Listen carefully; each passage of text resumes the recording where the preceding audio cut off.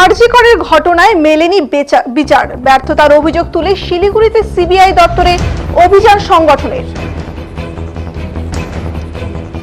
আরজি কর ঘটনার কয়েক মাস হয়ে গেলেও এখনো বিচার পায়নি অভয়া। শুক্রবার প্রতীকী তালা নিয়ে শিলিগুড়িতে সিবিআই দপ্তর অভিযান করলো the night is ours and citizen for justice সংগঠন।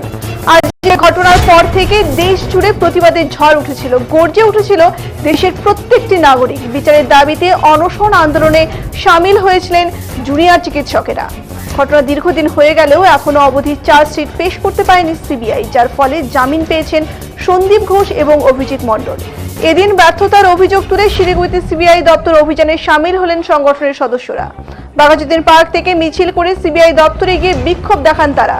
উত্তরবঙ্গ মেডিকেল কলেজের সার্ভিস সেন্টার ইউনিটের প্রেসিডেন্ট ডক্টর শাহরিয়ার আলম জানান, আজ সিবিআই দপ্তর অভিযান করা হলো। দীর্ঘদিন হয়ে গেলেও এখনো পর্যন্ত সিবিআই চার্জশিট পেশ করতে পারেনি, যে কারণে জামিন পেয়ে গিয়েছেন সন্দীপ ঘোষ এবং অভিজিৎ মণ্ডল। এর বিরুদ্ধেই আজ এই কর্মসূচি। সাধারণ মানুষকে ফের আন্দোলনে সামিল হওয়ার আহ্বান জানান তারা।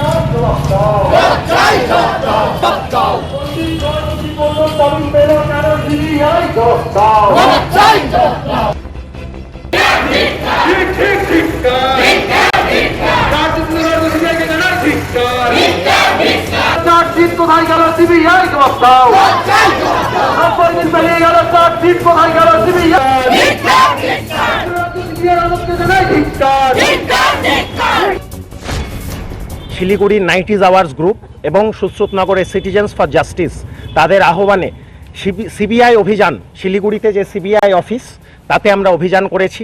এই জন্যই আমরা অভিযান করেছি যে পার হয়ে যাওয়ার পরেও যে চার্জশিট দেওয়া গেল না সন্দীপ ঘোষ এবং অভিজিৎ মণ্ডল টালা থানার যে ওসি তাদের নামে, যার ফলে তারা জামিন পেয়ে গেল। আমরা বলতে চাই যে যেখানে দিনের আলোর মতো পরিষ্কার যে বাড়িতে ফোন করে সুইসাইড বলা হয়েছিল, তথ্য প্রমাণ লোপাট হয়েছে, দেওয়াল ভাঙা হয়েছে, বাইরে থেকে লোক ঢুকিয়ে তথ্য প্রমাণ লোপাট করা হয়েছে, রাত অবধি এফআইআর করা হয়নি, তাহলে এই যে কাজগুলো দিনের আলোর মতো পরিষ্কার, সেখানে তথ্য প্রমাণ লোপাটের জন্য এখন অবধি চার্জশিট